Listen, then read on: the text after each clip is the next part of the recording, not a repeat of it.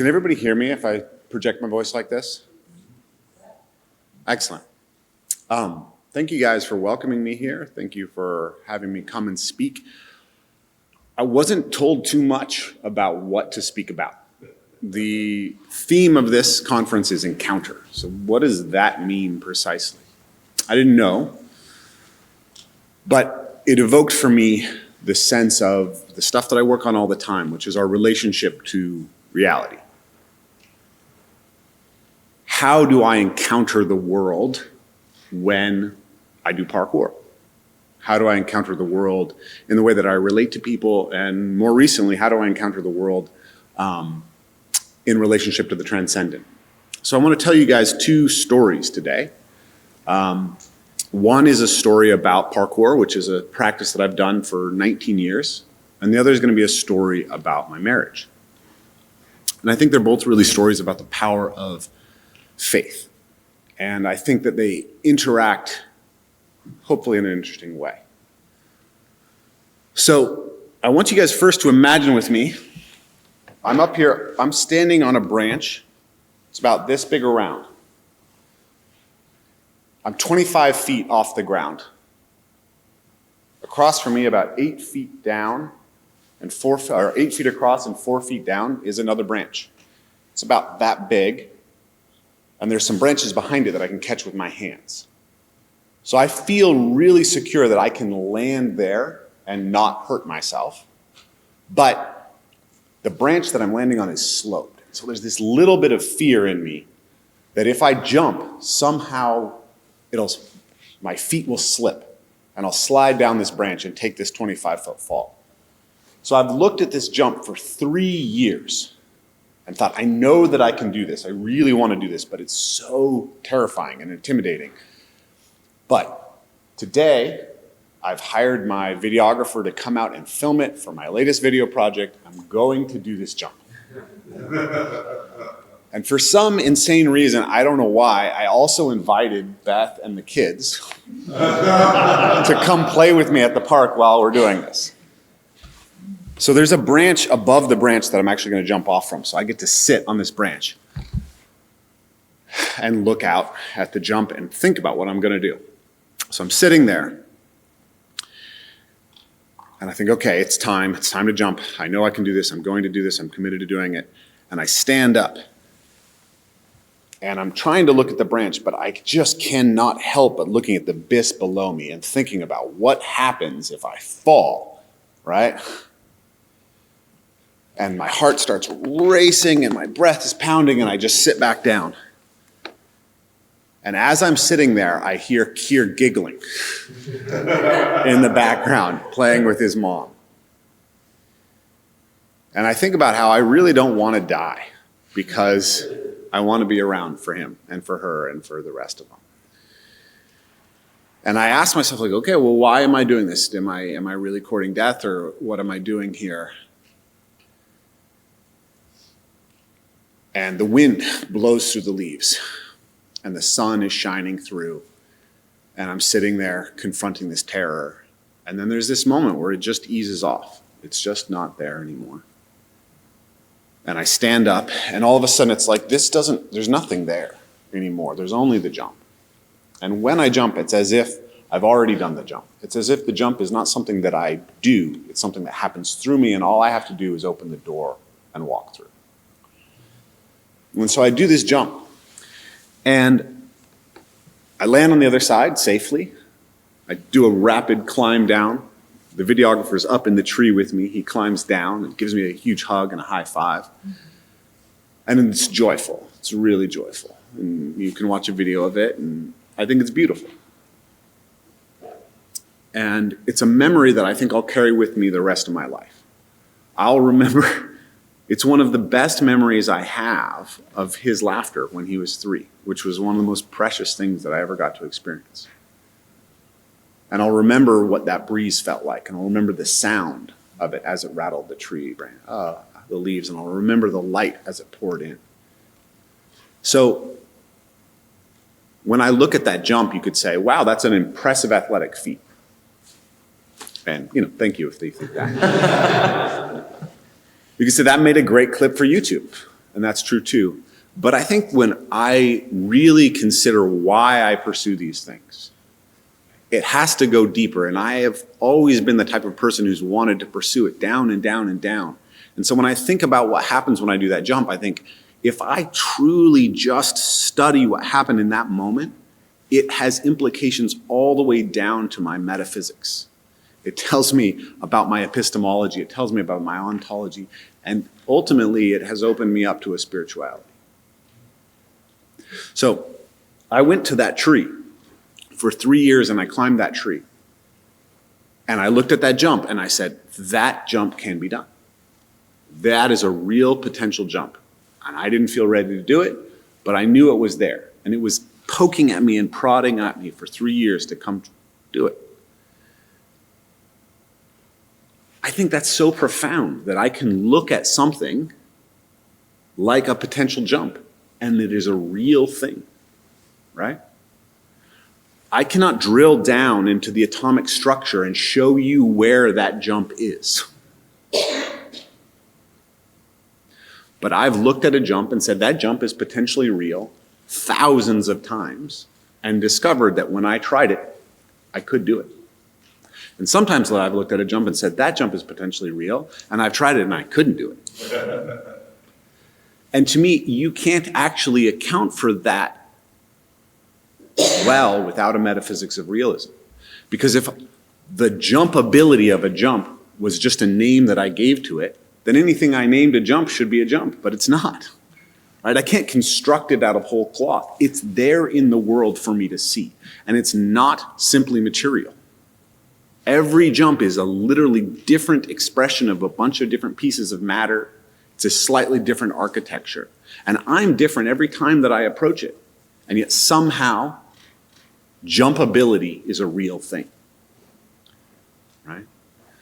J.J. Gibson, the great ecological psychologist, talked about these ideas of affordances. The world is actually laid out for us as structured affordances, and that, I think, is only now being understood by a very few people, as that goes all the way back to Plato and realism. The world is full of real things. And those real things, they have this potential to call to us, right? Why do I go do the jump? I do the jump because it's beautiful. I do the jump because it's beautiful. And so I can access beauty. And I have a relationship to being. And I have kind of a way of perceiving that world. And the other thing is, I can do the jump or I cannot do the jump, which means that it is either true or false. So at the most base level, every day when I go out and engage with my practice, I get to discover that true is a real thing. Right? It's not just some semantic content that is coherent. It's a physical, embodied aspect of reality. So parkour, I feel like, has taught me an enormous amount about the depths of reality. And it's helped me, I believe, be a virtuosic person in many ways. And I have this beautiful woman who's over there who saw that in me and saw all the ways in which I could cultivate that beauty, and she loved that. But it wasn't enough to help me love her the way that she needed to be loved to understand that she was truly loved. I bring people into these events where they experience the profoundness of their capacity to relate to the world and to relate to each other and to feel really, really loved and to love being. And I could go home and be exhausted and tired and be with this amazing woman, and she didn't feel it. She was loved. She could see how much love there was in what I did, and it wasn't translating for her. And I went and abstracted my mind and read the Red Pill and MGTOW and all those things and thought about love as economics, and it didn't make me a better husband. And so she waited and waited and waited, and she had 3 beautiful babies with me, and she couldn't wait any longer for me to show the same love for her that I showed in those events, that I showed to those jumps. And so on January 29th this year, she asked to be divorced. And I knew that I had to confront things that were real, that were too scary for me to be willing to confront up until that moment. So I agreed to separate. And a week and a half later, I was going to leave the house. So we had a talk before I was going to leave the house. And I lay down on this pillow in our living room and I started weeping. And I wept and I wept, and I had never had the sounds that came out of me on that day come out of me before. And as I was weeping, there was this move where it went from being about what I was losing in my relationship with my wife and how scared I was for my children, to, for the first time, fully confronting how painful my experience of being sexually abused was. Because I was sexually abused by my mentor from the time I was 12 until I was 19. And so I got to feel it for the first time. My body said, okay, you have to confront this now. You have to feel it. And so I happen to be good friends with John Vervaeke, who's been a great ally to me, and he's talked about internal family systems therapy and somatic therapy and psychedelic therapy. And I conceived this plan to go do all of them, and I talked to John, and he recommended how to do that. And so for 6 weeks, I did internal family systems therapy 6 days a week, and I did somatic therapy once a week, and then I went and did an MDMA therapy session. And on the way through that, I called my mom every day, and I talked to her about what was happening. And one day when I was calling my mom, I was laying there, and the tears came on me, and I was overwhelmed by them. And some voice inside me that I didn't completely understand came out of me and said, I need to believe. I need to believe that there's a Father in heaven who loves me. So I called Paul. And Paul said, where's God in all this? I said, well, he's knocking on the door, right? And I was supposed to go to Hawaii to heal and give Beth some space. And I tried to go to Hawaii, and when I tried to drive from the place I was staying to the airport, I had a panic attack, and I turned around and drove to my family homestead, and I slept there. And I woke up the next morning, and I walked up to this waterfall that is a few miles from our family homestead, and it was a great place of pilgrimage for me as a child. And I sat down and I prayed in front of the waterfall. And I asked Christ to come in and show me that I was loved. And I felt this thing come into me and shake me, and it was this wounding gaze. It was not comfortable. It was not easy. It didn't feel great. But I felt loved. And I put my arms out in front of this waterfall, and I said, if I have to bear this cross to wash away the sins that have been passed down to me, I'll choose to bear it.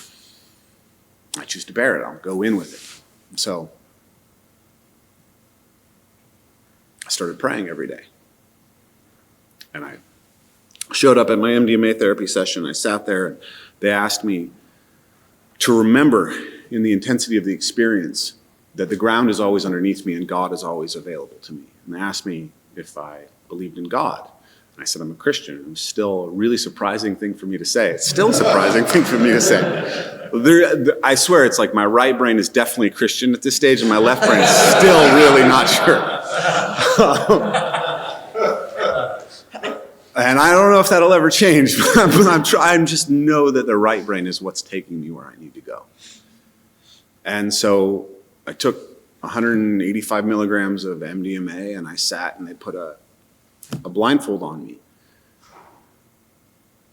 And I started to shake, and I started to go like this with my hands, and I started to scream, no, no, no, no, no, no, no. And I started to curse. And then when I came down, I started to say, Christ, Jesus Christ, Jesus Christ, Jesus Christ. And it led me into prayer. And I started to recite Psalm 23.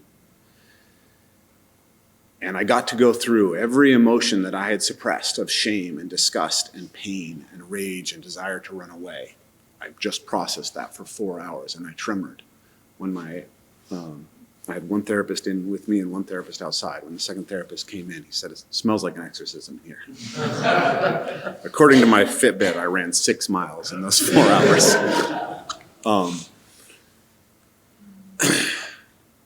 And it was really, really painful and really, really scary. And I kept telling myself the pain is good. I accept the pain is showing me what I need to see. And when I came out of the experience, I could only remember the pain at first. It wasn't until the therapist read back to me the things that I had said that I got to remember the other moments. So there's this moment.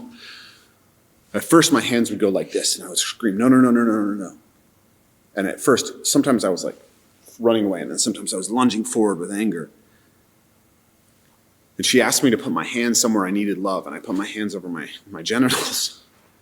And then I started to go into the tremors, and then I started to push something away and said, no, no, don't touch me there, don't touch me there, that's my soul, don't touch me there. And I started to run. I'm running away. And then I came out of it. And I said, it was all for you, Beth. It was always all for you. And for the first time, I heard the music that I had set to play during the whole thing. And it was an acoustic cover of Stand By Me. And I asked, what's that song? What's that song? And so I lay there and I sang that song.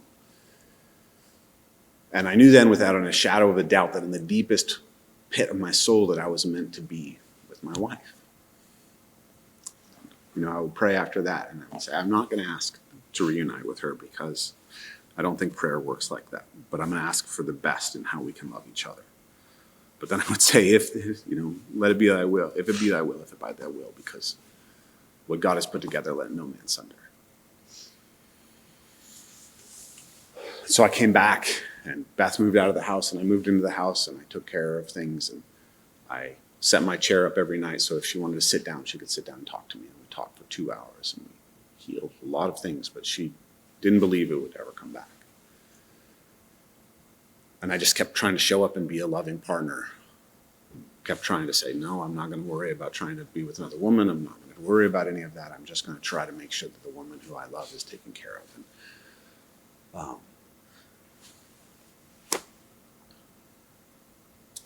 so 8 more weeks passed. I went back and did a second MDMA session. And I came back and I sat with Beth for 8 hours. And she saw the change in me. And she was still so scared, but slowly she shed the fears. And when we lay together at the end of the night, she held my face and she looked at my face and she's like, how did this happen? Like, how are you here? I think is what she said. How are you here now? And I told her that Jordan Peterson showed me that you could understand the differences between men and women and not make women the enemy. And then you could aim yourself at logos and truth. And John Vervaeke showed me that agape is the highest principle that we could orient all of our quest for virtue to. And then behind them was this figure who taught us these virtues of faith and hope and love. And I read Corinthians over and over and over again. And I believe that essentially in that critical moment, my body had the faithfulness that had been cultivated by all those years of practice to choose to deal with the fear and to not run away from it. And so I had faith that the woman that I had given my life to, or tried to anyways, that she was one of the best people that I'd ever met. And that she was virtuous and kind and loving and loyal. And that if I could show her that she could have in me what she had always wanted, of course she'd want that. And so that gave me hope. And it gave me the strength to continue showing up over and over again in a loving way. And so I encountered something. I didn't tell you guys when Christ came into me at the waterfall, I felt tingling in the backs of my hands, as if I felt the ghost of the nails. And so somehow through all these experiences, I feel like I discovered that love is the highest principle. And that if you put your faith in a God that loves you, you can work miracles. I think that's where I'll stop for today.